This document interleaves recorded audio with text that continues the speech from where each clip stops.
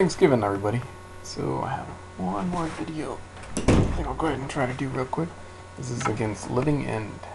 I tried to play a game before this, but Corfitz quit out. It looks like he was playing Swans, and my opponent quit. My thought seized after I had the lock, so he was cool about it though. He said no offense against me. He just didn't. He thought it was going to draw out, and he was going to lose eventually anyway, so he just conceded. So again, this is against Living End. I got a bit greedy in game 2 here, but I think it cost me the game. So I didn't know what my opponent was playing. I went ahead and kept this anyways because I do have a bridge, and there's a lot of cards I can draw from here and do very, very well.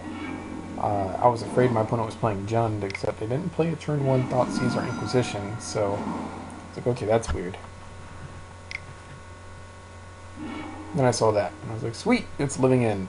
It's one of, it's not such a hard matchup. Of course, I do not want to mill my opponent, so I don't.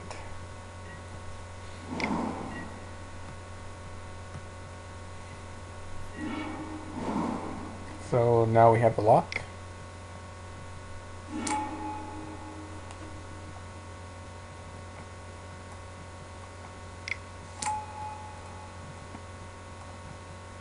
I mean, when you think about it, Lantern's pretty nuts. This is a turn 2 lock here. My opponent is reduced to nothing but accept what I let them draw and the cards in their hand. That did hurt a bit, the Fulminator, but fortunately I'm able to make sure I hit my land drops to get that bridge out.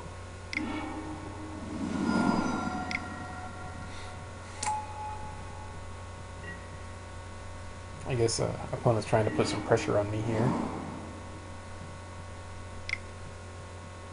So, and I don't know. It might have been correct to get rid of that Living End, but I thought it was okay.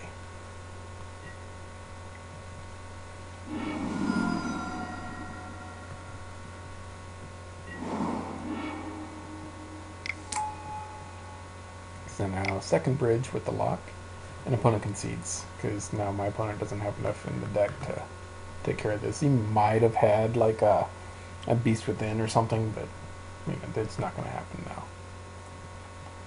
So game 2, this is where I make my game losing play.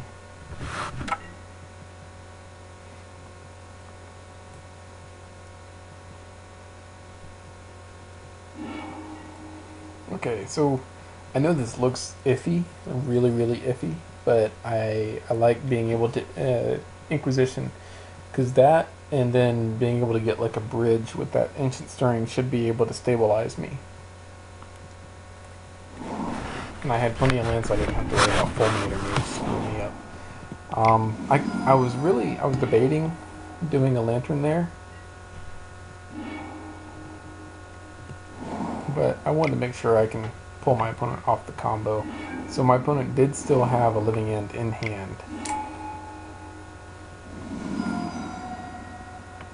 And I want to go ahead and force my opponent to play out that fetch land. And so I name Architects of Will, so I can make it so you can't, do some craziness there. And my opponent did have two, what are they called? And so, oh wait, here. So, okay, so there's my mistake. I play out the bridge. I didn't have to play the bridge. What I probably should have done is Ancient Stirrings into, one of my many protection pieces. I could have Ancient Stirrings into, I don't know, a Mill Rock, but mainly into a, what's that called? Welding Jar. Ancient Stirrings into Welding Jar, and or Academy Ruins. And then I could have played the bridge and been okay. But I did not. I played the bridge ahead of time, and that basically put it in my graveyard. So now I need another bridge or Academy Ruins. So now my opponent can do Architects at Will.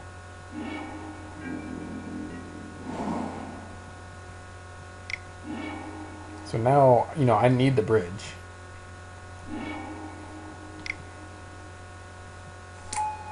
And I mess up again here.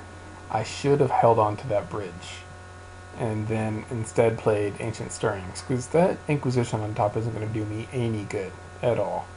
So what I should have done here is held onto the bridge, Ancient Stirrings, into a mill rock or something that's going to help me keep my, or a mill rock, or it's like another bridge, or Academy Ruins, or something, and get rid of that dead Inquisition on top. But I mess up and I play the bridge, and I draw that Inquisition.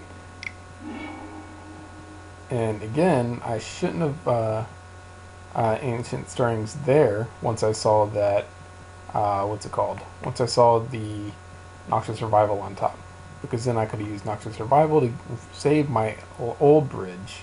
And it's going to be a couple turns before Living End comes off suspend. So I would have been able to Noxious Survival, get my second bridge back online, and Ancient Stirrings into something that'll save my bridge. I also messed up sideboarding here, where I didn't side out my Abrupt Decays.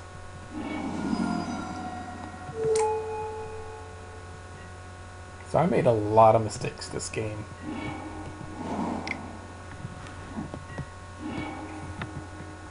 So I Ghost Quarter myself to try to shuffle up. And fortunately there's an Ancient Stirrings on top. Grab a Lantern, because that was the best of the pick.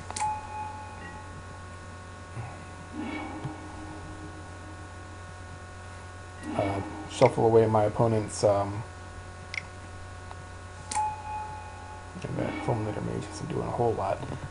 Shuffle away my opponent's Beast Within, and then I shuffle myself up to try to dig to one of those cards that I did away with my Ancient Stirrings. I draw enough the grid, and I'm about to lose. I already know it, and because the Living End's just about to come off suspend. And then the two Ingot Chewers are going to come out, wipe these two, and then it's going to wipe my lands, so I concede. So I make 3 bad plays that game.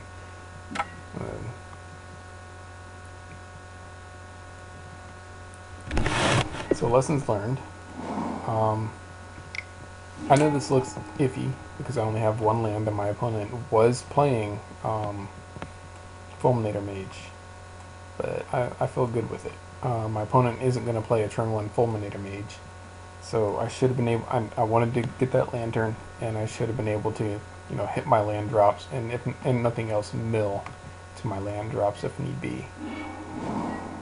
So there's Living End on top, and I like that Academy Ruins, so I go ahead and grab that real quick with that first stirring. So now I'm hitting my land drops. Go ahead and play the Shredder and mill that Living End that's on top. My opponent only has so many Living Ends in the deck. Usually they play 3, sometimes 4.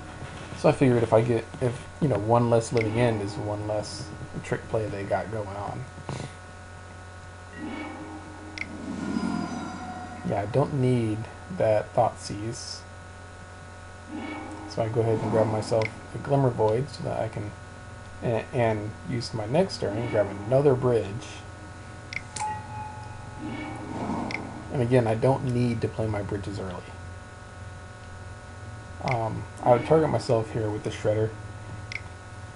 And holy bridges back to back, right? But I target myself there with the Shredder because I knew that it didn't matter about milling my opponent, and I needed to make sure that if my opponent does start killing my lands that I have 3. My opponent did try to shut me off 3 lands there, but I played correctly and got my lands.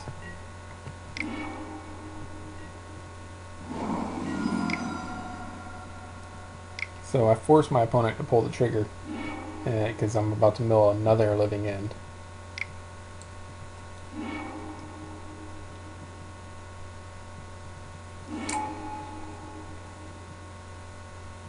So opponent is going all out now.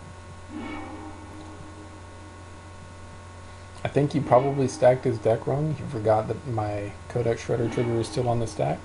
And he puts an Ingot Chewer on top of his deck, followed by another Ingot Chewer. So he was still okay. And he tried to put a land on top for me to cut me off of mana and keep me away from those welding jars. But Now here, I could have played Spellskite before the bridge, but I felt pretty safe. I probably should have played Spellskite before the bridge, but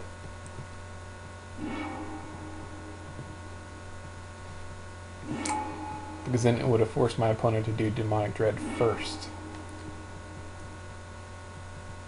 And he would have gotten one less. I would have had saved a bridge then. So I misplay there too. I should have played Spellskite first.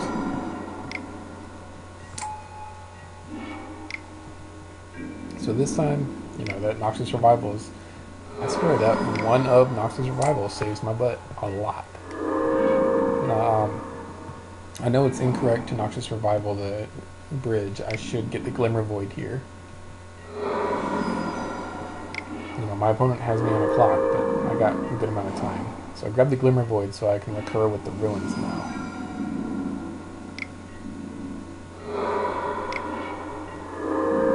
Go ahead and put Bridge on top. Play the bridge. Opponent tries to use Ingot Chewer, but now with Academy Ruins and Welding Jar, my opponent has to get some crazy good draws to make it through. Plus, every turn I can grab something back from my graveyard that makes the whole deck, the board state stronger. So I made one slight misplay in this game, but I still pulled it out. So let